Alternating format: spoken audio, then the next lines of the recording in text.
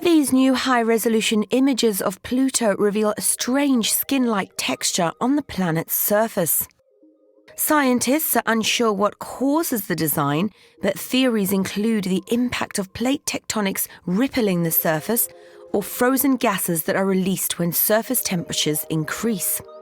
The images were captured by NASA's New Horizons probe. It's the first spacecraft to have visited the dwarf planet. New Horizons also captured the highest resolution color view yet of Pluto, revealing its incredibly rich color palette. A mountain range on Pluto's surface, known as Tartarus Dorsa, appears grey and blue in the pictures. Its jagged ridgeline created what scientists have described as a snakeskin-like appearance. Other images show features that resemble dunes, a striking glacial ice lake, and fractured water ice mountains.